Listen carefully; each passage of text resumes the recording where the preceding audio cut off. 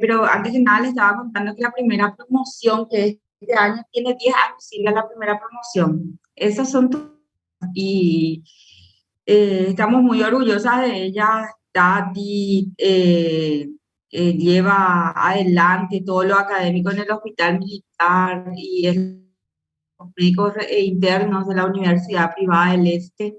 Y ellos están teniendo unas jornadas por los 10 años de su egreso, están haciendo académicas virtuales con los referentes de esa promoción, te quería comentar. Entonces yo les estoy contando a los estudiantes que básicamente fueron tus estudiantes de pediatría. Bueno, y entonces comentarles así, ella tiene un currículum re largo, pero yo voy a decir las cosas más nomás de la otra. Antes que nada, luego es pediatra certificada, ¿sí? Luego hizo la especialidad de hemato-oncología pediátrica y nunca me sale el nombre del hospital. Brasil, En el, donde hizo la especialidad. en ¿Dónde fue, Brasil. Silvia? En el Centro Infantil Boldrini, en el Brasil, en Campinas, San Paulo. Bueno, entonces Giovanna es de San Pablo, entonces ya sabes dónde la otra Silvia hizo su especialidad. Sí, Bueno, conozco. entonces lo conoces. Bueno, aparte de eso, ella funge la responsabilidad de tener a cargo de ella, pero la responsabilidad del servicio de pediatría. Y en el Hospital Central de IPS sí que tiene una responsabilidad mucho más grande, porque es la jefa de docencia. La perdimos de la sala de hemato-oncología, pero como ella tiene demasiada expertise en lo que es enseñanza, docencia e investigación, ella es actualmente la jefa de docencia de todo lo que es posgrado, todo lo que es todos los médicos que van como internos, la conocen en el Hospital Central de IPS. Y aparte de anexo, es par evaluador de ANEAES para pregrado y posgrado. O sea, es entre las múltiples cosas que hace la doctora. Conlleva todo, teniendo una hermosa familia también. Para nosotros es un honor tenerte, Silvia. Vamos a tenerlas en 2 clases, ¿sí? Porque el área de hemato-oncología es bastante grande y uno de los temas más importantes es anemia, ¿verdad? Entonces, vamos a arrancar con anemia, Silvia, ¿verdad? Sí, así mismo, María José. Vamos a dar Bueno, anemia y vamos a dar sangrado en el niño, que bueno, van a ser relacionados. yo te voy a dar 2 nombres. Juan Ortiz y Elena, ellos van a ser los moderadores. Cualquier cosa, llamarle a Juan y a Elena. Así es que Juan y Elena tengan sus micrófonos abiertos. Yo voy a estar acá también escuchándote. Un placer, Silvia. Te Bueno, dejo con el audio. dale, muchas gracias. Muchas gracias a la doctora María José, un gusto estar con ustedes. Sí, es más o menos un poquito mi currículum, ¿verdad? Me gusta mucho toda la parte académica y sí, mis inicios fue con la Universidad Privada del Este, con la sede de Asunción, donde me inicié realmente dando en la docencia. Estuve practicante 6 a 7 años, salí en el 2018, 17, 18 para asumir una dirección dentro del ministerio y posteriormente ya no pude volver por todas mis actividades. Asimismo, estoy formada en hemato-oncología pediátrica, que es una especialidad que me apasiona, pero de ahora me está ocupando llevar adelante más aspectos gerenciales. Espero que les pueda transmitir lo que les sirva en su día a día en cuanto a su formación pediátrica, porque esta es una especialidad muy, muy fina, pero hay cosas que ustedes como médicos, médicos generales, tienen que manejar porque no van a estar exentos que siempre algún familiar, algún amigo le esté preguntando de resultados de estudios y todo eso. Entonces, eh, vamos a empezar la clase y estoy abierta a las preguntas, las dudas que tengan, no tengan vergüenza. Ahora estamos acá para responder y a las órdenes siempre. Y una vez más agradecerle a la doctora María José por la invitación y por tenerme en cuenta para poder transmitirle lo poquito que sé.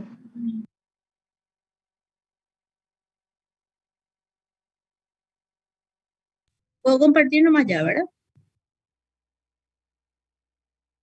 Sí, Elena, yo ya veo la presentación. ¿Veo la presentación? Y ya se puede ver, profe. Sí, ok. Ahí voy a dar, ahí. Bueno, vamos a hablar un poquitito de anemia. Bueno, ese es mi nombre. Yo soy la doctora Silvia Brizuela. ¿Y por qué es importante que manejen anemia? Porque anemia es una de las patologías más frecuentes dentro de la pediatría, ¿verdad? Es motivo de consulta, así como es la fiebre, así como son los ganglios, así como es la gripe en el niño, también van a ver que anemia es un motivo de frecuente consulta. Bueno, ¿qué tienen que saber? Siempre, ¿qué es lo primero que tenemos que saber y manejar todos, ¿verdad? Todos los que estamos en este transitar médico es la definición, ¿verdad? ¿Cuándo es lo que hablamos de anemia? Cuando hay una disminución de los glóbulos rojos o en la concentración de hemoglobina. O sea, generalmente cuando hablamos mal y pronto cuando la hemoglobina está baja, ¿verdad? Pero en términos técnicos, entonces es una reducción de la masa de glóbulos rojos o en la concentración de la hemoglobina. Los valores de hemoglobina tenemos que saber. Eso es lo que es complicado muchas veces en pediatría, ¿verdad? Que nosotros no tenemos un solo estándar, o sea, así como antibióticos se divide por edad, o sea, por meses de recién nacido, de 3 meses a 6 meses, 6 meses, o sea, es lo mismo, es con la anemia y varios valores dentro de la hematología. En el recién nacido tenemos una hemoglobina mayor a 15, es lo normal, hasta los 3 meses es mayor a 10, de 1 a 4 años es de 11 y de 5 a 6 años es de 12. ¿Por qué es importante esto? Porque nosotros en el recién nacido podemos tener una hemoglobina de 11 y para ellos no es normal, es una anemia, ¿verdad? Entonces, porque el recién nacido su hemoglobina normal es mayor a 15. Entonces, para un niño, para un lactante de 3 meses, cuando hablamos de hemoglobina de 9, es una anemia moderada, una anemia leve, ¿no? Y muchas veces le van a escuchar que le catalogan como una anemia grave. ¿Por qué? Porque debemos saber los valores normales de cada grupo etario, para justamente no asustar a los padres, porque siempre todo lo que sea relacionado con la sangre va atado a asociar a patologías malignas o a cáncer como la leucemia, entonces genera mucha ansiedad y mucha angustia por parte de la familia. ¿Cómo clasificamos a la anemia? Esto es muy importante porque ustedes cuando se reciban, o sea, ya desde médicos internos, y me imagino que haciendo prácticas, ya haciendo historias clínicas, ustedes tienen que darle una clasificación a la anemia, ¿verdad? Esa clasificación puede ser morfológica, de acuerdo al volumen corpuscular medio, y una clasificación fisiopatológica que es de acuerdo al número de reticulocitos. ¿Cómo hablamos? ¿Qué es la clasificación morfológica? Si es normocítica, microcítica o macrocítica. ¿Qué tenemos que observar para saber eso? El BCM. ¿Por qué? Porque uno cuando construye una historia clínica y ve la palidez, sabe la clínica, ve palidez de conjuntiva, palidez mucosa, de piel, entonces usted ya le ponen síndrome anémico. Pero posteriormente al recibir los laboratorios ustedes tienen que realmente comprobar o no si hay anemia y clasificar esa anemia, ¿verdad? No dejar solamente como anemia. Entonces, tiene que ser una anemia normocítica, normocrómica, microcítica, hipocrómica, macrocítica, hipocrómica, y eso vemos con el BCM, con los índices hematimétricos. Y la fisiopatológica es por el número de reticulocitos.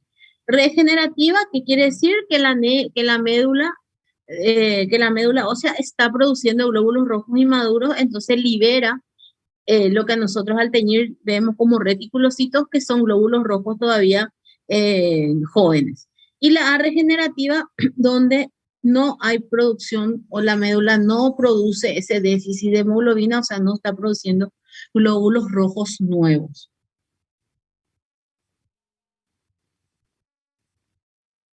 Dentro de las anemias A regenerativas que tenemos, las carenciales, ¿verdad? Que vemos muy frecuente en nuestro país, déficit de hierro, déficit de vitamina C, vitamina B12 y ácido fólico, cuando hay una depresión de la médula ósea, que es una anemia aplásica o un síndrome mielodisplásico, o cuando se encuentra reemplazada por células anormales. ya sea leucemia o mielocifibrosis, o sea, elementos inmaduros, o cuando la médula empieza a fibrosarse, que hay una patología idiopática, o sea, sin antecedentes, que es la mielofibrosis, que es una enfermedad grave. Dentro de lo que es las anemias regenerativas, tenemos cuando existe una demanda excesiva de sangre con una médula ósea reactiva, que es lo que yo les dije, la médula ósea empieza a producir, trata de compensar esa pérdida, que puede ser o por destrucción o por una pérdida aguda. Acá tenemos las anemias que son hemorrágicas, que son las hemorragias agudas o crónicas, y las anemias hemolíticas, que es que puede ser intracorpuscular y extracorpuscular. Entonces, esto es cuando nosotros vemos esa palidez aguda, ¿verdad? Esa hemorragia y que empieza el paciente a estar pálido, sudoroso, ¿verdad? Entonces, y la hemoglobina que cae abruptamente, ¿verdad? En eso vamos a tener reticulocitos, vamos a ver enseguida, aumentados. ¿Por qué? Porque la médula está queriendo compensar esa pérdida excesiva.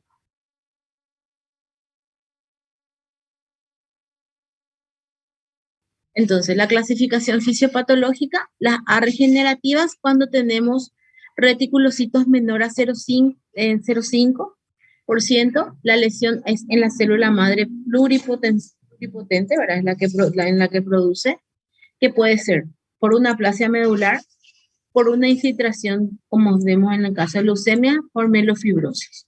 También podemos ver trastornos en la maduración eritroblástica por carencia de hierro. Acuérdense que el hierro es el sustrato para la producción de hemoglobina, y al no tener hierro no hay formación y entonces no hay maduración.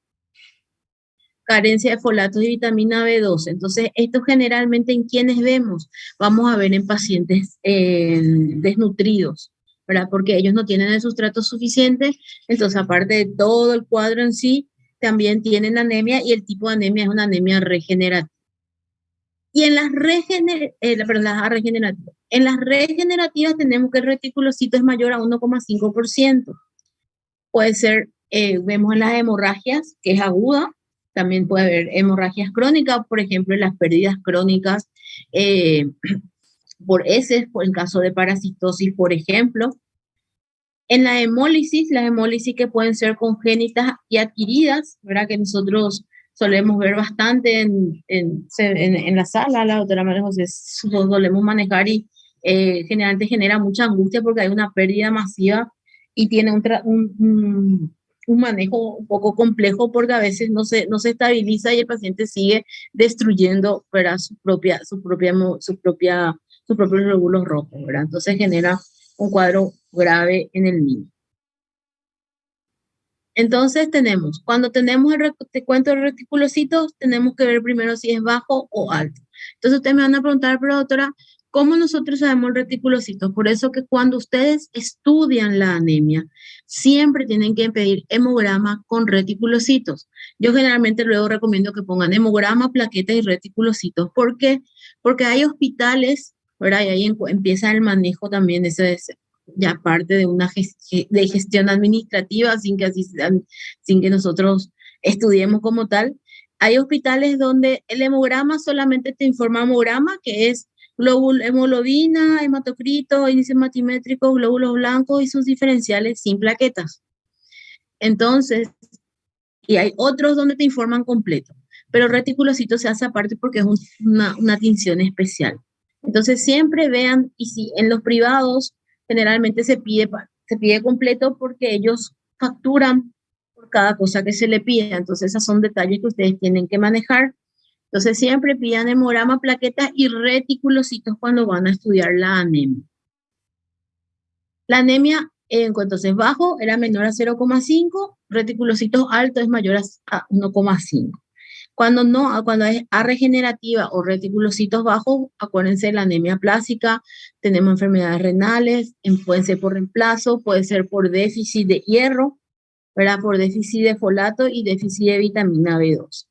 ¿Qué es esto? Esto que figura hierro férico, ferritina, transferrina y porcentaje de saturación de hierro.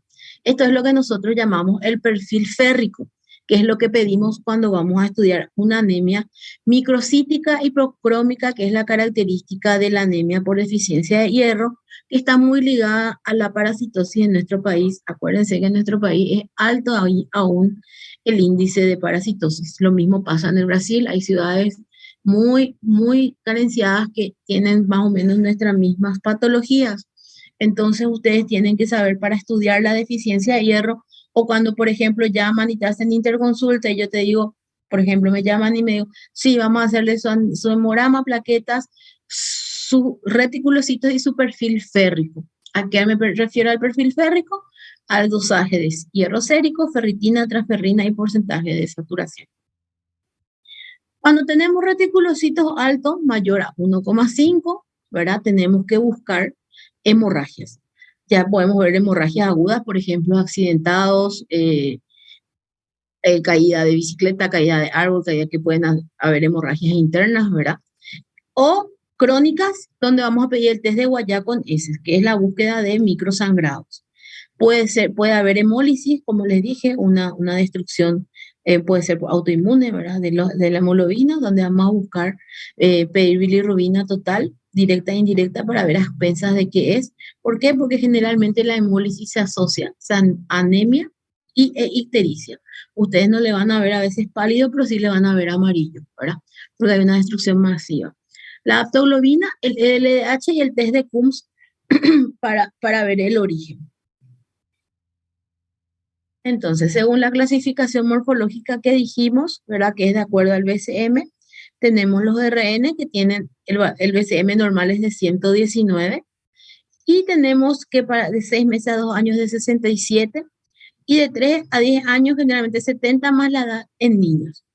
Este BCM en un niño, por ejemplo, de 10 o 11 años, ya es grande, o sea, ya acá ya va a tener una macrocitosis. Entonces, por eso que también tenemos que saber la clasificación morfológica de acuerdo a los valores. En cambio, en un recién nacido, un niño, un bebé de 5 o 6 días y vemos un BCM de 119, 120, 121, no lo consideramos como una macrocitosis. Cuando Doctora, tenemos, sí, te escucho. en la otra diapositiva hablaba del test de directo. Sí, ¿Y en qué caso se usa el directo y el indirecto? generalmente nosotros pedimos test de Coombs, ¿verdad? Cuando es recién nacido, ¿verdad? Cuando vemos que hay hemólisis en recién nacido y cuando vemos que puede estar asociado a la sangre materna. Y el indirecto cuando le pedimos al propio paciente, ¿verdad? Y Entonces eso sería ahí, más en sospecha de anemia hemolítica para eso. anemia hemolítica, es anemia hemolítica. Desde Coombs no le van a pedir nunca un déficit de hierro cuando tienen la certeza de que es por déficit de hierro solamente. Lo que pasa es que aquí a veces nuestras patologías son complejas porque un paciente, por ejemplo, luego que ya tiene una anemia microcítica de base, justo hace también una hemólisis, ¿verdad? Pero eso hay que estudiar. Pero desde Coombs generalmente es solamente para anemia hemolítica. Porque pensamos sobre todo patologías autoinmunes. Porque la anemia hemolítica en el niño, el 80-90% o más, es es autoinmune.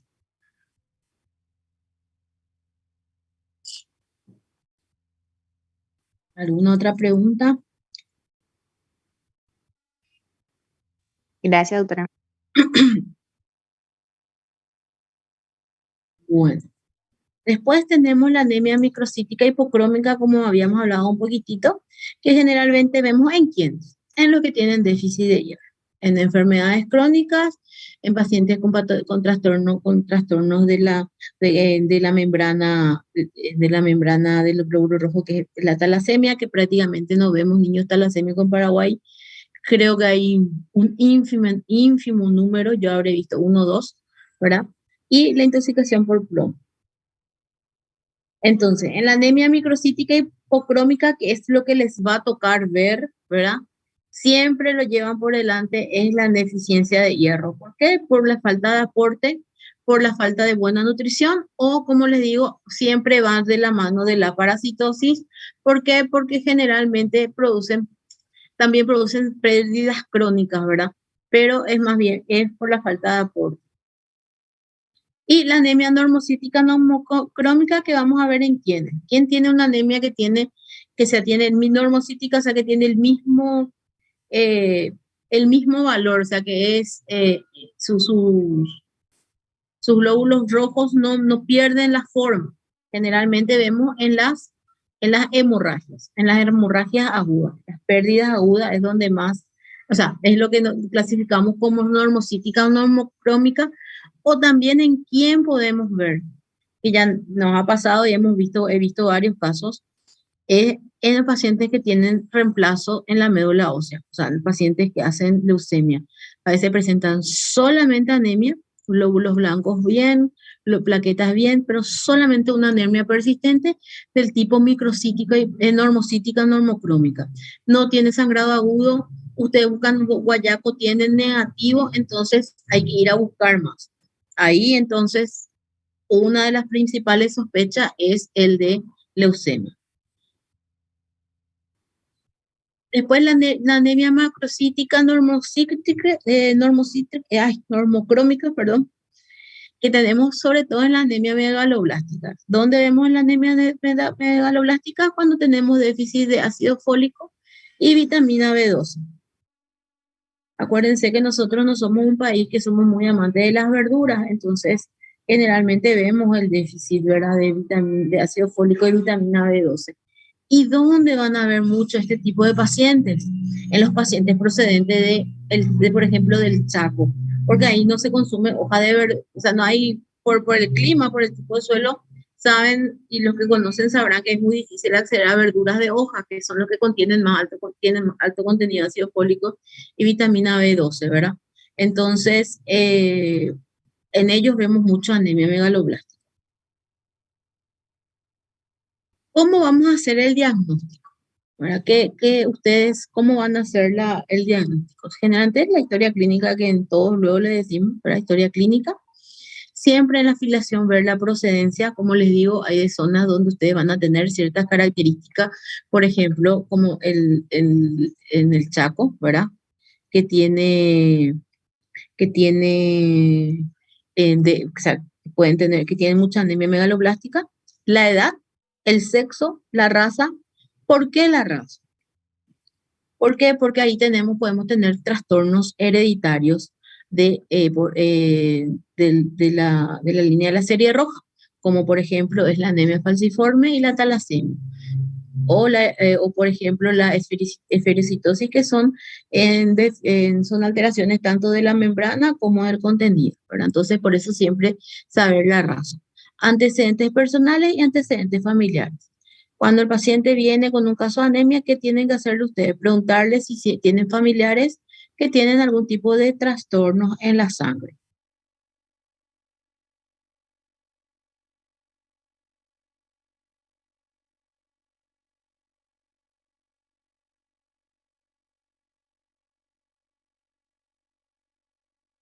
Bueno, después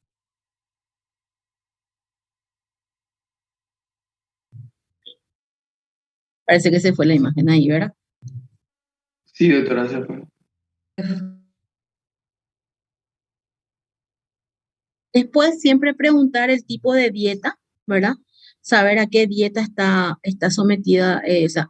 Si, por ejemplo, un niño con anemia crónica, un bebé de 6 meses, ¿verdad? ¿Se acuerdan que el niño de 6 meses tenía una hemoglobina normal más o menos de 11? Pero a los 6 meses ustedes le hacen un control y tienen una hemoglobina de 7 más o menos. Entonces tienen que preguntarle a la mamá primero si hizo la lactancia materna, si realmente la alimentó con lactancia, o sea, le dio lactancia materna, o otros casos, ver si no le introdujeron leche entera ya desde, muchas veces de los un mes ya le introducen leche entera, que eso hace que tengamos una anemia ya por déficit de aporte, ¿verdad? Entonces, es importante. Y en niños mayores, preguntarle la dieta, porque ahora con todo este tema de de tema de las personas que son veganas, que no consumen, que son vegetarianas, entre otras, también al niño también se le somete a ese tipo de dietas, entonces se vuelve anémico.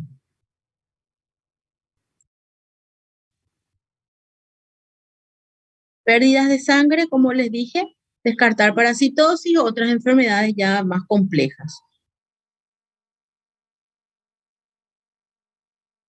Enfermedades cardíacas, enfermedades renales que de por sí tienen sus pérdidas crónicas, enfermedades gastrointestinales, como la enfermedad de Crohn, por ejemplo, en el niño, ¿verdad? O síndrome de intestino corto, que ya son patologías más complejas. Y antecedente de prematuridad, ¿por qué? Porque es importante este antecedente, porque el niño prematuro tiene una médula ósea inmadura, entonces su producción de glóbulos rojos va a estar afectado. O sea, el niño a los 6 meses de edad, por ejemplo, puede, si fue muy prematuro, puede que tenga una hemoglobina de 8 o 9, que para él es normal. ¿Por qué? Porque recién está llegando a su edad gestacional corregida y su médula ósea va a empezar a producir glóbulos rojos, ¿verdad? Entonces, a estos niños hay que darle un soporte en cuanto a aporte de hierro. Después tenemos la infestación de parásitos, como ya les mencioné, ¿verdad? Que sí o sí tenemos que gestionar los dolores óseos y articulares cuando tenemos sospecha o cuando sospechamos de patologías autoinmunes o patologías infiltrativas, como el caso de leucemia. ¿Qué tenemos en la clínica del síndrome anémico? ¿Qué ustedes tienen que saber? O sea, ¿qué sabemos por fisiopatología, verdad? Que hay una disminución del transporte de oxígeno, ¿verdad? Por la falta de hemoglobina, que es el que transporta el oxígeno. Hay cambios en el volumen hematimético circulante. Obviamente, la hemoglobina va a ahorrar ciertas áreas más, o sea, al haber déficit de hemoglobina, se extraen para que lleguen son a áreas importantes como el corazón, como el cerebro, entre otros. La rapidez con que se instala la anemia y de acuerdo a eso ver la etiopatogenia, si hay hemorragia o hemólisis, ¿verdad? Para ver si hay anemia aguda, de acuerdo a la fisiopatología, saber si estamos ante una pérdida aguda por hemorragia, ¿verdad? Y ahí generalmente cuando hay accidente y todo eso ya lo podemos descartar. O hemólisis cuando sospechamos una autodestrucción, ¿verdad? Y eficiencia en los mecanismos compensadores de la hipoxia y de la hipovolemia. Acuérdense, cuando llegamos a un shock hipovolémico, todo el cuadro de shock hipovolémico que vamos a tener, y lo mismo en la hipoxia, ¿verdad? Esto pasa también cuando el niño es o sea, su anemia es muy crónica, ¿verdad? Puede tener trastornos del sueño, trastornos del aprendizaje. ¿Por qué? Porque tiene una hipoxia cerebral, porque el oxígeno no, o sea, la hemoglobina no transporta el oxígeno suficiente para poder garantizar el funcionamiento total de todos los órganos, y cuando se hace crónico, muchas veces ya tiene sus trastornos a largo plazo. En el cuadro clínico, ¿qué vamos a encontrar? Palidez cutáneo mucosa, ¿verdad? En la conjuntiva palpebral, palidez ungueal, palidez de los pliegues de la mano, o sea, siempre buscar en la palma de las manos, siempre comparar, porque en teoría todos nosotros somos sanos, ¿verdad? Comparar con la del niño, sobre todo niños mayores, ¿verdad? Después, hipoxia tisular, si el paciente tiene acúfenos, parestesia, irritabilidad, apatía, astenia. La adaptación cardiovascular, si hay taquicardia, si hay soplos. Y algunos signos que van a depender del mecanismo fisiopatológico. Por ejemplo, en la hemólisis, como les dije, en vez de palidez, vamos a encontrar ictericia, podemos encontrar hepatomegalia, ¿verdad? Y esplenomegalia. Al examen físico, vamos a encontrar a nivel de piel, hiperpigmentación, por ejemplo, en la anemia de Fanconi, que no se ve muy frecuentemente, ¿verdad? Es una patología que no vemos, pero muy rara. Petequias y equimosis, ¿verdad? De acuerdo si es una anemia plástica o leucemia. Ictericia, como les dije, en la anemia hemolítica. Úlceras en las extremidades cuando tenemos hemoglobinopatías, ¿verdad? Por ejemplo, la anemia falciforme, que se ve mayormente en la población negra, en la población de color. Aquí casi no tenemos enfermos falciformes, tenemos un bajísimo porcentaje, ¿verdad? En la fascia, una prominencia frontal, maxilar, sobre todo en las anemias hemolíticas congénitas. En los ojos puede haber una microcórnea en la anemia de Fanconi. En la boca, glositis, estomatitis angular, en las anemias candenciales, cuando en los bordecitos parece que se agrieta o se rompe la piel, por decirlo mal y pronto, ¿verdad? Entonces, y la lengua también cuando está depapilada, parece inflamada, entonces también es en las anemias carenciales. En las manos, cuando hay hipoplasia tenar, que sospechamos anemia de Fanconi, en las uñas cóncavas, sobre todo en el déficit de hierro crónico, ¿verdad? Que nunca fue compensado, podemos ver. Esplenomegalia en la anemia hemolítica, en la leucemia y los linfomas, ya sea por infiltración. ¿Y por qué en la anemia hemolítica? Porque esa destrucción la hace el vaso, trabaja, hace su hiperesplenismo, es donde se va destruyendo la hemoglobina. Por eso que encontramos esplenomegalia. ¿Qué van a pedir? ¿Qué análisis van a pedir? ¿Qué van a pedir para estudiar la anemia en primera etapa? No me vayan que así punción de médula porque me voy a morir. Mentira. Eso va a llegar después. Primero, luego una hemoglobina hematocrito, o sea, un hemograma. O a veces se pide solamente dosaje de hemoglobina hematocrito. Por ejemplo, esto estuvo... se trabajó mucho o se va a seguir trabajando durante las epidemias de dengue, que es lo que vemos para las correcciones, ¿verdad? Glóbulos rojos, glóbulos blancos, plaquetas, o sea, un hemograma en síntesis. Los reticulocitos para poder contabilizar, ¿verdad? Para ver si qué tipo de anemia es, si es regenerativa o regenerativa, y que contengan los índices hematimétricos. ¿Por qué te ponemos eso? Porque también está lo que llamamos frotis de sangre periférica, que es lo que te va a informar los glóbulos rojos, los glóbulos blancos, o sea, la característica, los glóbulos rojos, si son chicos, si son grandes, si son de la misma, del mismo tamaño, si hay destrucción. Los glóbulos blancos y las plaquetas por número, o sea, no te informa los índices hematimétricos. Por eso que esto es un hemograma completo, ¿verdad? Aquí está el frotis de sangre periférica, sobre todo para estudiar las características del glóbulo rojo. Eso es lo que pedimos en la primera etapa, para ver ante qué tipo de anemia estamos parados.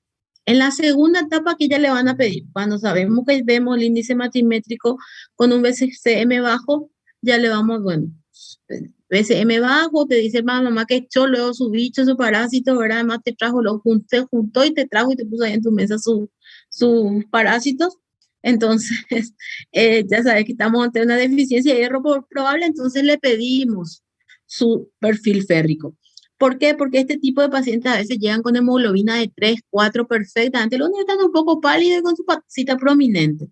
Entonces nosotros vamos a decir cómo vive. Entonces le piden el perfil férrico completo. La bilirrubina, LH, urobilinógeno y aptoglobina en caso de sospechar anemia de hemólisis.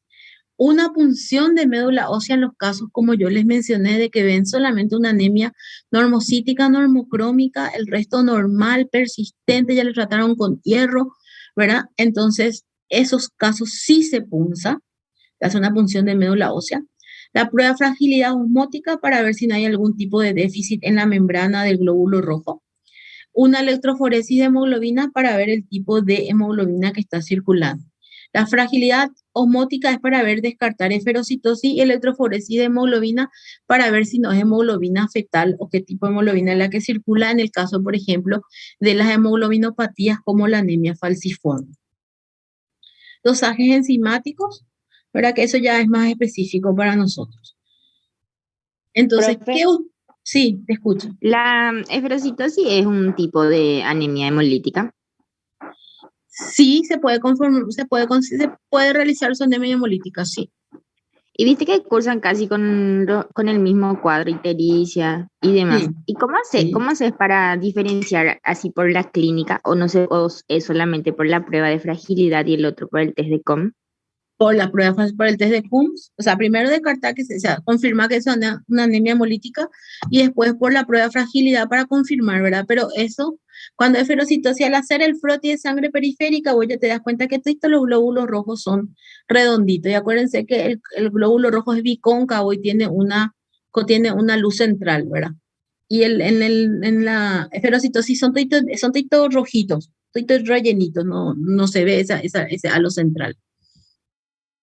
Entonces, con la prueba de fragilidad osmótica y la esferocitosis lo que tiene es hereditaria, entonces ellos ya, la mayoría ya te cuenta que tienen antecedentes en la familia. Pero puede aparecer en casos, en familias que no existen o que ellos no saben, porque muchas veces cuando la esferocitosis no es grave, ¿verdad?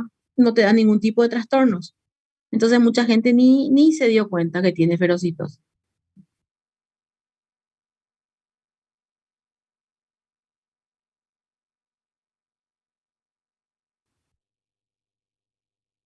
¿Alguna otra pregunta? Gracias. Dale.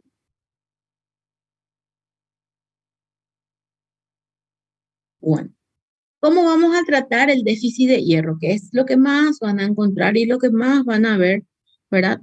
Que es el déficit de hierro.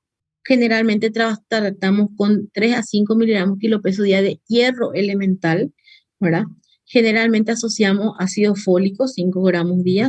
Si te encontramos o si vemos déficit de vitamina B12, se hace 1000 microgramos día intramuscular, que es en la macrocitosis o la anemia megaloblástica, que hace muchísimo no veo, pero sí hubieron casos graves, ¿verdad?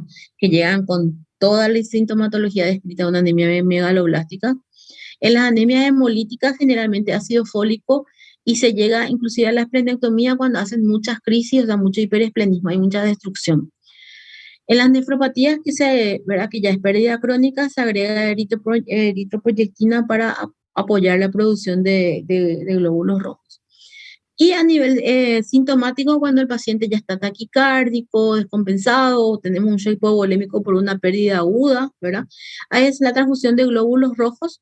Generalmente lo hacemos a 10 cc kilopeso dosis, o sea, a 10 cc por kilo en cada, o sea, por cada transfusión es a 10 cc por kilo y por eso que ese es dosis.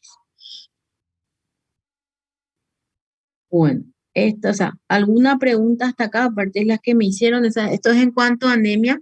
Por eso que es muy importante que porque esto van a manejar muchísimo. Inclusive en el adulto le van a mostrar los laboratorios y te van a preguntar si cómo está, si no está anémico, ¿verdad? Que es lo primero que te pregunto. Siempre pregúntenle a los padres si los niños recibieron suplemento de hierro cuando eran niños. Generalmente suplemento de hierro iniciamos a los 3 meses, ¿verdad? Depende si fue prematuro, si fue de término, si no tuvo patología asociada. Pero generalmente el pediatra de los 1 mes a los 6 meses luego le aporta vitamina A, C, D para suplementar. Y generalmente a los 3 meses se le agrega hierro con ácido fólico u otras escuelas lo agregan a partir de los 6 meses, solamente hierro con ácido fólico una vez que se introduzca la alimentación, ¿verdad? A veces son criterios que se tienen, pero tienen que preguntar porque hay niños que llegan a los 12, a los 1 año y nunca recibieron ningún tipo de vitamina durante toda su niñez y tienen una anemia crónica, ¿verdad? ¿Por qué? Porque como les dije, acuérdense que la sangre materna circula más o menos hasta los 2 meses, 3 meses de vida y posteriormente hay una caída donde el propio organismo empieza a producir todas sus series hematológicas, sobre todo la hemoglobina, entonces ahí tenemos una anemia fisiológica, lo llamamos nosotros, ¿verdad? Entonces por eso que es bueno siempre preguntar y hacer una buena historia clínica y tener todos los datos. Doctora, una pregunta. Sí. A nosotros, por ejemplo, nos habían comentado que sería bueno empezar tipo una profilaxis de hierro a las niñas, como posteriormente van a tener la menstruación, ¿verdad? ¿Y eso a qué edad más o menos se hace? ¿Y se hace en todos los casos o solo a veces? No en todos los casos, ¿verdad? Generalmente la primera menstruación pues llega más o menos a los 11 años, a veces ahora ya es a los 9, 10, ¿verdad? Cambió bastante el crecimiento de las niñas, el grado de madurez hormonal, ¿verdad? Todo depende. Yo no estoy acostumbrada a dar de profilaxis porque el hierro en exceso también tiene sus complicaciones. Porque cuando vos llenas todos tus depósitos y hay un exceso de hierro, eso se acumula en el hígado que va trayendo la enfermedad por depósito de hierro que también tiene sus efectos colaterales y la medicación que se utiliza es re cara, ¿verdad? Entonces, yo profilaxis en esos casos no recomiendo, salvo que la niña ya empiece su periodo y sean muy abundantes, ¿verdad?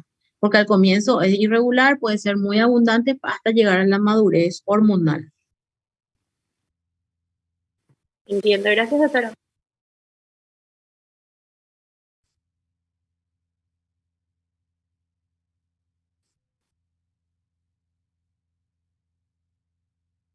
Bueno, no sé si tienen alguna otra pregunta. María José. Doutora, Sí, te escucho. bom Fabricio, dia. buen día. Quanto à administração de ácido fólico no período de embaraço de la mamá, Sí, e sí. isso também vai auxiliar para evitar uma possível deficiência de hierro ou solamente para a formação do feto? No solo para la formación del feto, sino que también fortalece, o sea, también fortalece el sistema inmunológico del niño, o sea, le da una fortaleza en cuanto a porque al formar el feto ayuda a la buena, por decirlo, distribución de todos sus órganos y sistemas, ¿verdad? Y eso ayuda a la maduración de que la médula ósea sea adecuada para producir lo que necesita. Por eso que es importante el ácido fólico. Gracias, doutora.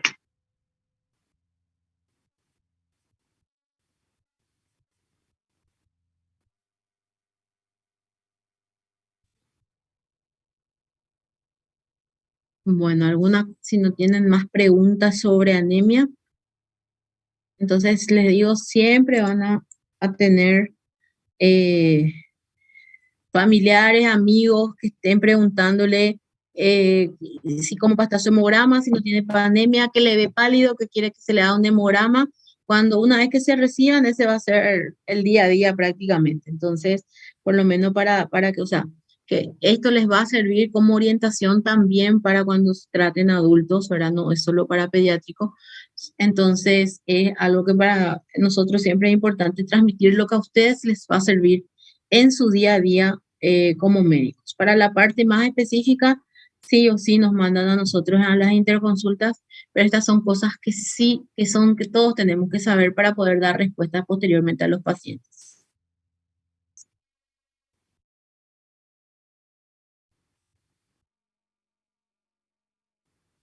¿Alguna otra pregunta? Muchas gracias, doctora. Se entendió muy bien la clase de hoy. Y gracias por el tiempo.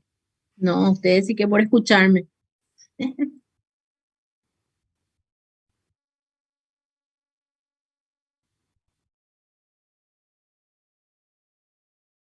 Es muy amplio lo que es la hemato-oncología, es una especialidad que si bien el cáncer el cáncer en el niño lo es una patología es muy infrecuente, siempre hay que pensar en lo normal.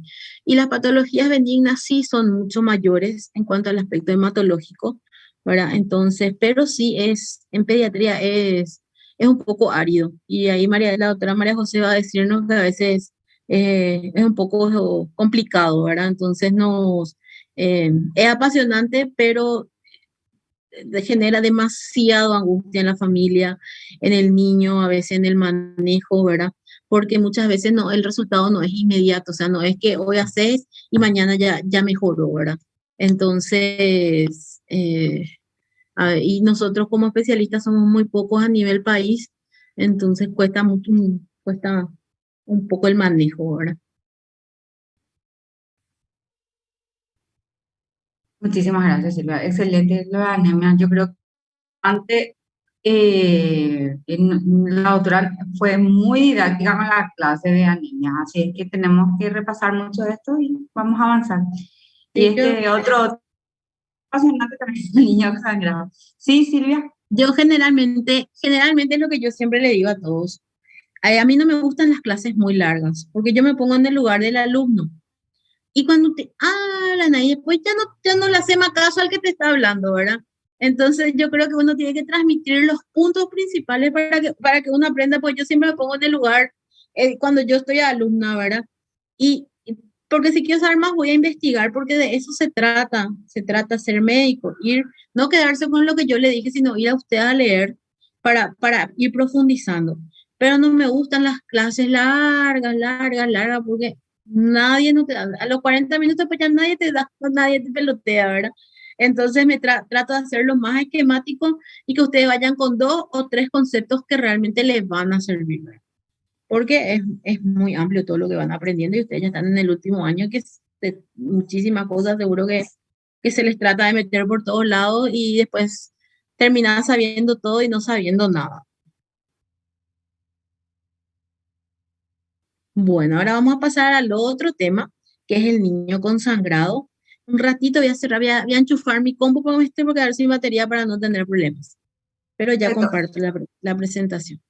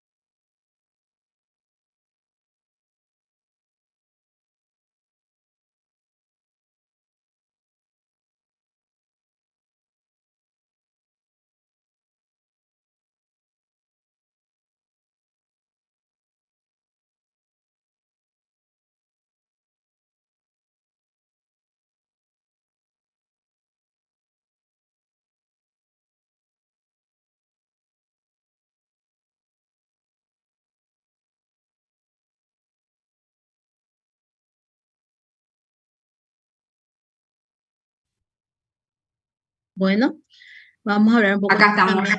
Sí. Otro tema muy interesante, que también es muy frecuente, que también se les va a preguntar varias veces a lo largo de desde el internado o desde que hacen práctica, le van a estar preguntando a los pacientes, ¿verdad? ¿Qué es lo que es el niño con sangrado? Tenemos que saber que nosotros tenemos dos tipos de hemostasia, ¿verdad? La hemostasia primaria y la hemostasia secundaria. ¿Qué es la hemostasia? ¿Verdad? Es el sistema mecanismo para evitar los sangrados, ¿verdad? La hemostasia primaria, ¿quiénes intervienen?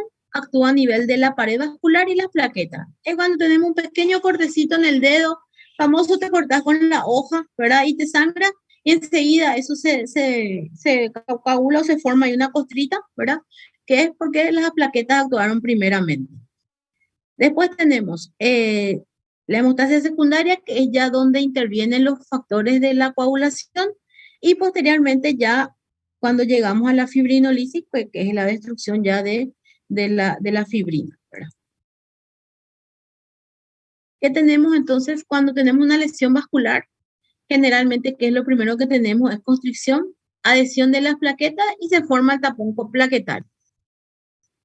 En la lesión vascular tenemos un subendotelio expuesto, una activación de factores, ¿verdad? Y eso forma un coágulo que posteriormente ese coágulo va a ser destruido por el proceso de fibrinolisis.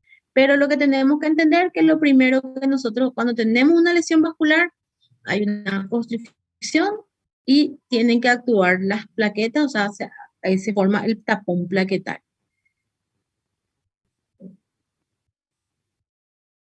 ¿Qué interviene en esa vasoconstricción? La serotonina y el tromboxano A2 y la producción de factor de von Willebrand que ayuda o favorece la adhesión de esas plaquetas. Por eso que cuando a este nivel o cuando tenemos, por ejemplo, una enfermedad que se llama déficit de factor von Willebrand, ¿verdad? No hay adhesión plaquetaria y puede haber sangrados. Las plaquetas, ¿cuál es su número normal? Es de 150.000 a 400.000. Es igual para todas las edades, niños y adultos. Eso es lo normal, ¿verdad? Desde recién nacido hasta el adulto mayor. Menor a 20.000 por milímetro cúbico existe un riesgo de sangrado espontáneo, ¿verdad? Entonces, siempre tenemos que tener en cuenta este número. ¿Y cuál es la función de las plaquetas? Las funciones de las plaquetas es la de adhesión, la de agregación y la de secreción.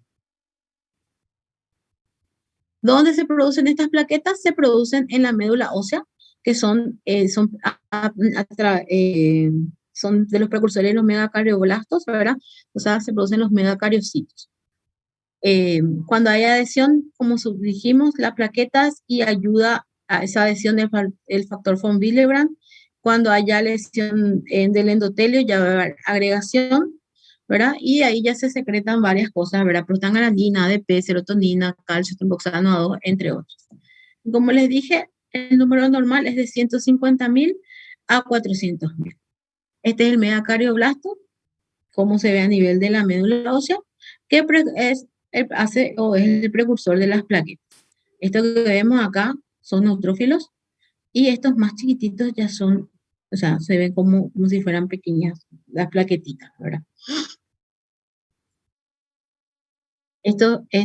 Son las plaquetas normales, estos son neutrófilos, este parece un monoblasto, un monocito, perdón, y estas son los cúmulos de plaquetas, que son mucho más pequeñitas, ¿verdad? Que es como vemos en un frotis de sangre periférica.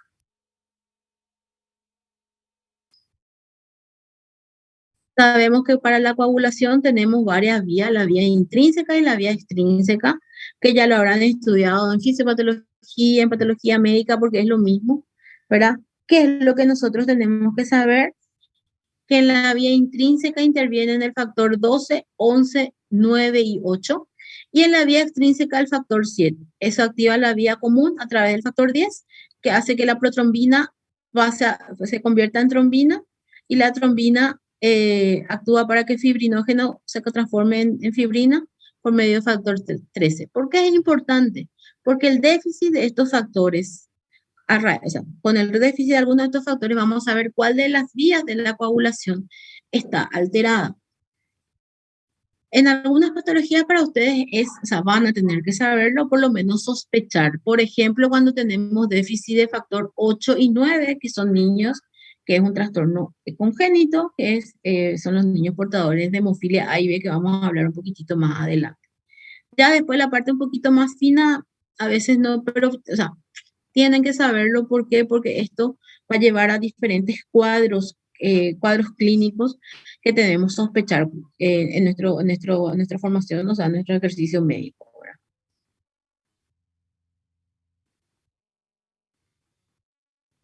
Como tenemos la digestión proteolítica de la fibrina, ¿verdad? El factor activador tisular de plasminógeno pasa a plasminógeno, esto a plasmina, PDF, y esto pasa al dímero D. El famoso dímero D, que vamos a hablar enseguida, que después del COVID todo el mundo descubrió que hay un dímero D, ¿verdad? Entonces, es producto de la digestión proteolítica de la fibrina. ¿Cómo vamos a enfocar el diagnóstico de un niño con sangrado? Por medio de la historia clínica, el examen físico y el laboratorio. Llega un chico, por ejemplo, llega un recién nacido, que la mamá dice el niño ya tiene 15 días, la mamá refiere que el cordón se le cayó a los 7 días, pero sigue sangrando en napa. Ustedes le revisan, le ven la gasita mojada, ¿verdad? Con una costrita, pero sacan la costra y vuelve el sangrado. Entonces, eso ya les tiene que hacer sospechar que hay algún tipo de trastorno de la coagulación. Otro puede ser un niño de 1 año que empieza a hacer sangrado en los codos, en las rodillas, que la mamá, cuando es bebé, todavía no tiene ningún tipo de lesión, pero a medida que empieza a gatear, entre los 7, 8, 9 meses, empieza la mamá a ver que se hincha, pero no le dan mucha importancia. Pero ya a los 1 año que empieza a dar sus primeros pasos, ve que hace sangrar, se le hincha la rodillita o los codos, que o sea, que le da impotencia funcional. Y los laboratorios que le van a pedir. Eso me olvidé también de mencionarle en lo que es todo lo que es anemia. Los estudios en sí, por ejemplo, el perfil férrico y acá lo que es trastorno de la coagulación, son bastante onerosos. Son estudios muy caros y a veces no todos los hospitales tienen. Entonces, por eso que es importante discriminar y pedir los estudios laboratoriales con criterio clínico. Saber qué es lo que se busca para saber qué es lo que se va a pedir. En la historia clínica, entonces, como les digo, el antecedente personales, ver el cordón, como les digo, esa historia del sangrado, ver la dentición, el volumen menstrual o si presenta o no heridas. Si hay antecedentes familiares de trastornos de la coagulación, ¿verdad? Generalmente los pacientes hemofílicos ya te cuentan luego que su primo, que su tío, que todos tenían luego una enfermedad en la sangre. A veces no te saben decir el nombre, otros ya te dicen luego que tienen hemofilia. Enfermedades coexistentes, por ejemplo, si hay infección, hepatopatía, insuficiencia renal. Y drogas, si usa uso crónico de ácido acetilsalicílico, AINES, o el paciente es anticoagulado. Todo esto es importante siempre constatar en la historia clínica. Entonces, para que no nos olvidemos. Al examen físico, ¿qué vamos a buscar? Al examen físico se busca lo siguiente. De acuerdo al calibre, si es un calibre pequeño, sabemos que tiene que actuar la hemostasia primaria, ¿verdad? Y ya va a entrar factores de la coagulación si ya son calibres más grandes de los vasos. La localización de hemostasia primaria en todo lo que sea superficial, y la coagulación ya se activa cuando la lesión ya es profunda.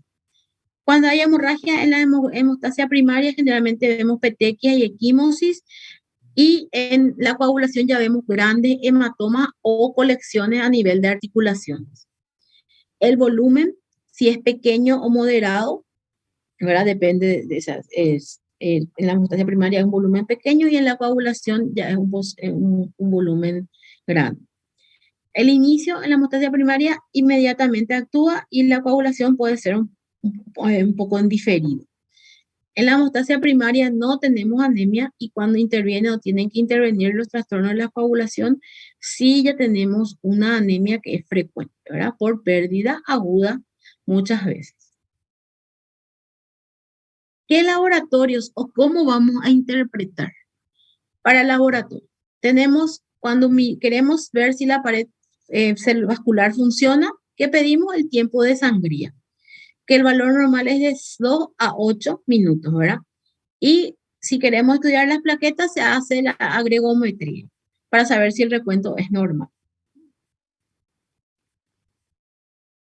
Después, en la coagulación, si queremos estudiar la vía extrínseca, es el TP, que es el tiempo de protrombina, que su valor normal es de 10 a 14 segundos y es de 70 a 100%. Y la coagulación intrínseca, ¿con qué estudiamos? Con el TTPA, que es el tiempo parcial de el tiempo de tromboplastina parcial activada, que su valor es de 20 a 40 segundos. ¿Por qué es importante eso? Porque nosotros siempre pedimos CRASIS y generalmente no entendemos para qué es lo que queremos las CRASIS. Vemos TP bajo, TP, y el que va a hacer cirugía, y es nuestro problema, tiene 70% y te dice que se vaya al hematólogo cuando tenga un TP de 100%, le vamos a operar. El TP de 70% ya es normal, no hace falta corregir nada, ¿verdad? Entonces lo único que hace es posponer la cirugía, o no interpretas qué es lo que estás buscando, ¿verdad? Y el TTPA, cuando es muy prolongado, hay alguna alteración de la vía intrínseca, y acuérdense que en la vía intrínseca intervenía el factor 8 y 9 de la coagulación, que nos habla, por ejemplo, de la hemofilia. Todos los pacientes hemofílicos tienen el TTPA sumamente prolongado. En la formación de fibrina vamos a tener fibrinógeno, que el valor es de 150 a 400 miligramos por ciento. Y para ver cómo se destruyó la destrucción de la fibrina, tenemos el PDF menos a 5 miligramos por ml y el dímero D menor a 0,5 microgramos por ml. Entonces, ¿qué incluye un estudio de crisis sanguínea? Cuando ustedes dicen crisis sanguínea, tienen el recuento de plaquetas, porque acuérdense, tienen que ver la funcionalidad de la pared vascular. El TP, el tromboplastina, la vía extrínseca, TTPA, la vía intrínseca, y el fibrinógeno. Entonces, son los componentes de la crisis sanguínea. Si la crisis sanguínea le viene sin uno de estos componentes, está incompleto. Entonces, tienen que saber qué incluye. Aparte de la crisis sanguínea, cuando queremos saber el dímero D, ahí sí agregamos dímero D, que es otro elemento que falta, pero no lo pedimos de rutina, o sea, no es normal pedirlo de rutina, salvo que con el dengue, que pasó prácticamente a formar parte del screening laboratorial. Los trastornos hemorrágicos, o sea, ¿cómo vamos a estudiar o cómo los dividimos? En trastornos vasculares, en trastornos plaquetarios y en los trastornos de la coagulación. Los trastornos plaquetarios, ¿cuáles tenemos? Son las púrpuras vasculares, que son la enfermedad, o sea, las congénitas, que raramente van a ver, ¿verdad? Que generalmente se ven en niños pequeños, Rendu-Osle-Weber, Casabat-Merit y Erlandos. Y las adquiridas, que sí son más frecuentemente que veamos, tenemos por escorbuto, por causas infecciosas, por causas medicamentosas, por causas traumáticas, y las inmunológicas, como por ejemplo la púrpura de Schönlein-Henoch. ¿Qué es lo más frecuente que van a ver en el niño? ¿Verdad? La purpuración en genos nosotros vemos con bastante frecuencia, sobre todo cuando entramos en la época de la gastroenteritis, porque están asociados generalmente con el toque abdominal. Tenemos la clínica, el toque cutáneo, un toque abdominal, articular y renal. A nivel del hemograma vamos a encontrar que está todo normal y lo único que va a estar alterado es el tiempo de sangría, que va a estar prolongado. ¿Y qué estudiaba el tiempo de sangría? ¿Qué era que nos medía? ¿O para qué pedíamos el tiempo de sangría?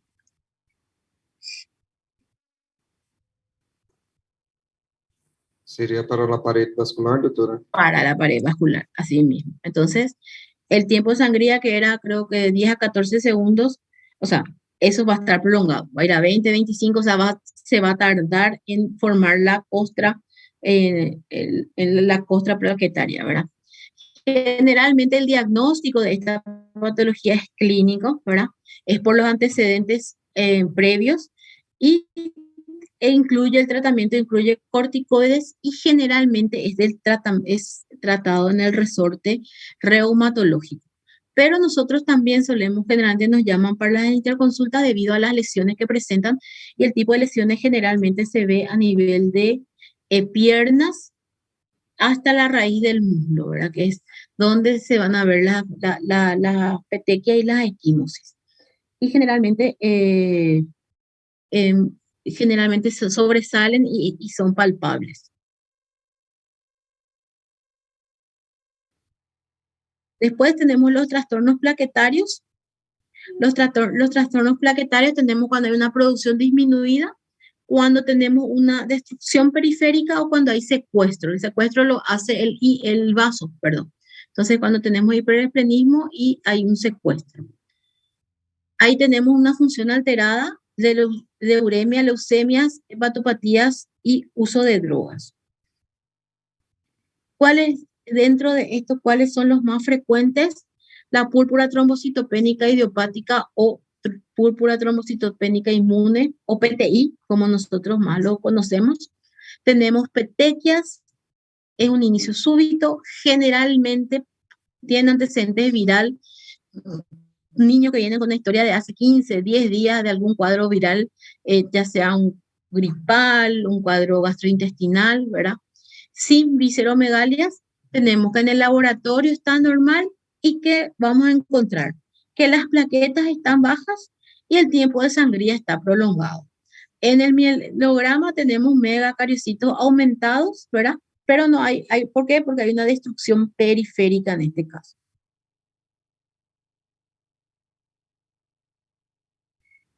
Así es donde se ven, generalmente vemos la PTI, las plaquetas así aisladas, poquitas, no es como el otro que vimos así todo acumuladito, ¿verdad? Entonces esto es cuando hay plaquetas bajas. ¿Cómo vamos a tratar? Generalmente tratamos con inmunoglobulina, ¿verdad? Sobre todo cuando hay sangrado activo, cuando tenemos menos de 20.000 plaquetas o cuando hay riesgo de hemorragia intracraneal. ¿Qué hace? Que se bloqueen los receptores, ¿verdad? Y los macrófagos del sistema retículo endotelial para evitar esa destrucción plaquetaria. También podemos utilizar corticoides. Generalmente utilizamos corticoides, pero primeramente hacemos una punción medular. ¿Por qué? Porque acuérdense que también en los trastornos linfoproliferativos podemos tener solamente plaquetas bajas. Entonces, ahí vemos que, o sea, tenemos que ver si el hemograma, sus glóbulos blancos están bien, si su neutrófilo, sus linfocitos y todas sus diferenciaciones adecuadas, si la hemoglobina está normal, para hablar realmente de que sea una púrpura trombocitopénica idiopática, para no caer en error, ¿verdad? Y transfusión de plaquetas, generalmente cuando tenemos menos de 10.000 plaquetas, y a veces van a ver que se informan 3.000 o 5.000 plaquetas en un hemograma, solamente se realiza si tenemos casos de signos neurológicos, si hay hemorragia intracraneal o hemorragia que amenace la vida. ¿Por qué? Porque esto es algo autoinmune, hay una propia destrucción de esas plaquetas. Y si ustedes les transfunden plaquetas, ¿qué va a pasar? Va a seguir destruyendo. Entonces, no le van a no le aporta nada sino salvo destrucción, y esa destrucción también va a generar ictericia y otra serie de complicaciones. Entonces, solamente se reserva la transfusión de plaquetas cuando hay amenaza de la vida. Entonces, cuando me hagan interconsulta por una PTI y me preguntan si se le hace transfusión de plaquetas, yo les voy a preguntar, le voy a decir, ¿y si es autoinmune le van a transfundir? ¿Verdad? Entonces, para que eso aprendan, porque hay en muchos lugares le van a decir que se tiene que transfundir, pero no es lo recomendado. Segunda examen ya entonces. Sí, así mismo. Ese categórico porque inclusive los residentes de pediatría te llaman y te preguntan. Entonces, creo que hay que insistir mucho en esto. Después ya los trastornos de la coagulación propiamente dicha. Tenemos los trastornos congénitos y las adquiridas. Las congénitas, como les hablé, de la hemofilia A, que es el déficit de factor 8, la hemofilia tipo B, que es el factor 9. Eso tienen que saber muy bien quién es A y quién es B. Y la enfermedad de von Willebrand. Y dentro de las adquiridas podemos tener déficit de vitamina K, pacientes con hepatopatías que no realizan la síntesis de vitamina K, verán nefropatía, o pacientes con coagulación intravascular diseminada. En la hemofilia generalmente la sufren los varones, el gen la tiene la mujer y la enfermedad la padecen los varones en el 90% de los casos. Hay equimosis, hematoma, hemartrosis, tienen antecedentes familiares.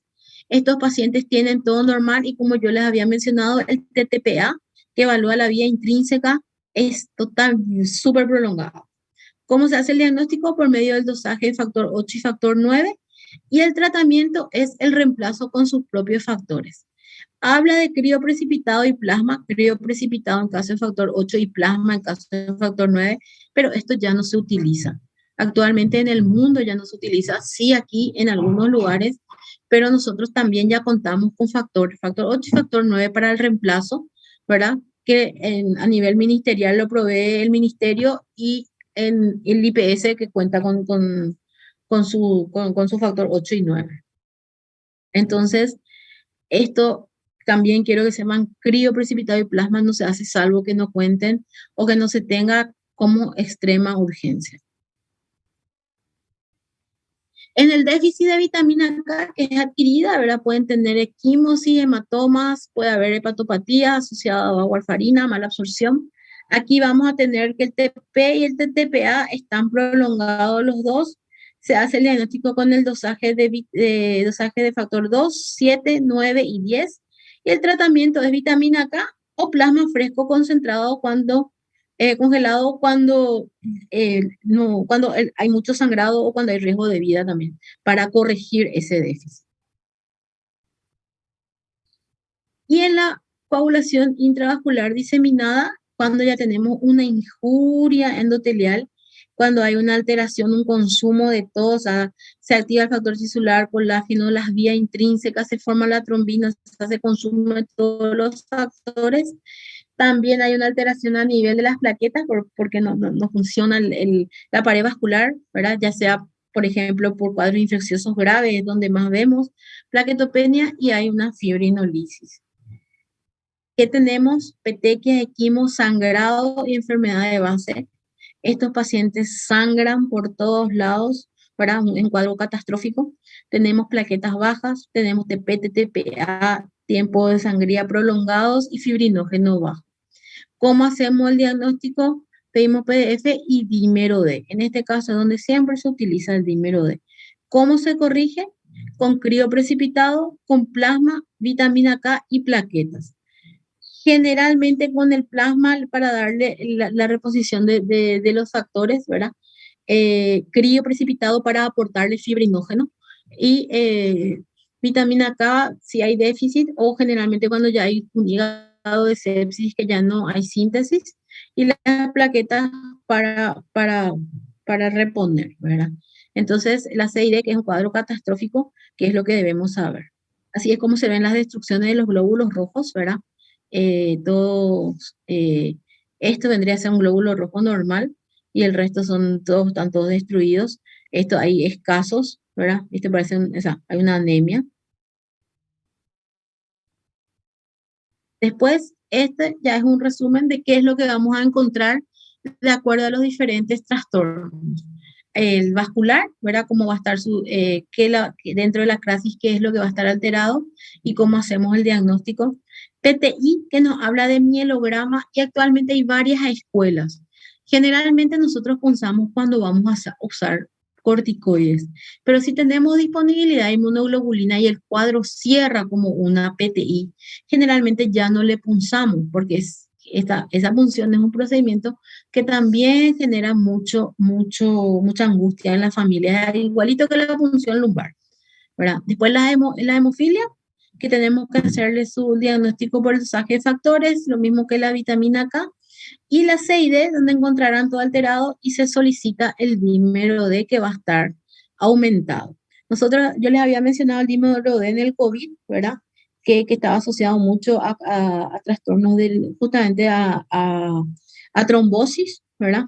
Pero más que trombosis, tendría que ser, o sea, se considera mucho como, o sea, se considera luego como un reactante de fase aguda, ¿verdad? Entonces, esto hizo también que nosotros anticoagulemos en forma desmesurada a muchos pacientes, pero es importante que ustedes entiendan el uso del dímero D dentro de lo que es un cuadro de coagulación intravascular diseminada y el dímero D dentro de lo que es un cuadro infeccioso de por sí. Bueno, no sé si alguna pregunta les quedó claro.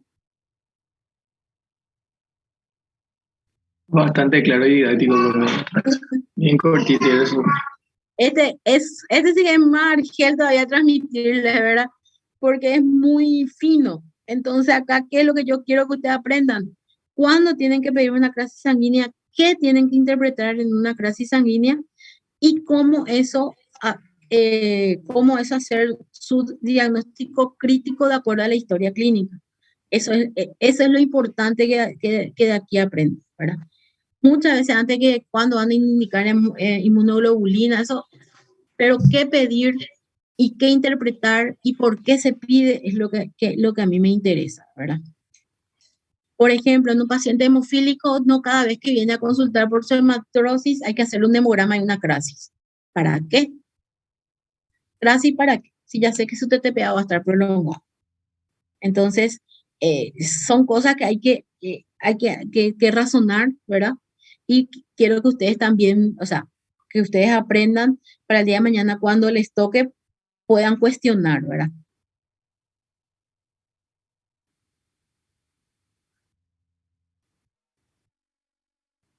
Bueno, con esto finalizaba la clase, Silvia, ¿verdad?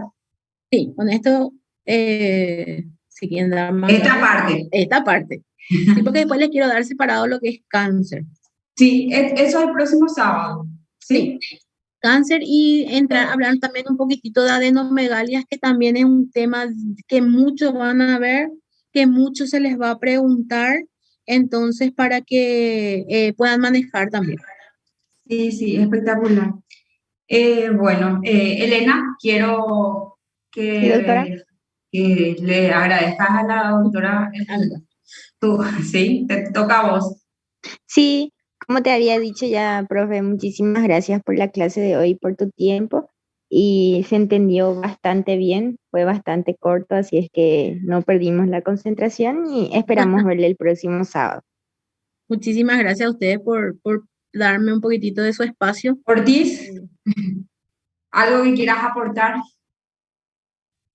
Sí, profe, y así como está diciendo la compañera Elena, es bastante práctico y bastante didáctico, en especial el último cuadrito, ¿verdad? En donde uno puede comparar de manera fácil todos los estudios y todos los factores que podrían verse alterados en las diferentes patologías, ¿verdad? Y en este caso sí, bastante didáctico la clase y muchísimas gracias por eso, doctora. Bueno, muchísimas gracias, sí. Yo dije que la doctora Silvia era mi compañera en el hospital militar, pero me olvidé contar nomás. Ella también es oficial de las Fuerzas Armadas, es de la Armada misma. Ella sí que luego es una capa total, porque hace todos los cursos de medicina y todos los cursos de los militares. Ella hizo el curso de Estado Mayor, el curso de los capitanes, una capa total, para que sepan nomás que se hace tiempo para todos, ¿sí? Entonces, teniéndola a ella de ejemplo, sabemos que podemos hacer muchas cosas y no tenemos límites, ¿sí? Así es que sigan invirtiendo en su formación, ¿sí? Muchísimas gracias, Silvia. Yo me voy a quedar con ellos para llamar la lista, ¿sí? Ok, muchísimas gracias a ustedes. Una vez más, gracias María José por darme la oportunidad. Sabes que a mí me encanta enseñar, es algo que me apasiona, transmitir un poquitito lo que uno va aprendiendo a lo largo de la vida.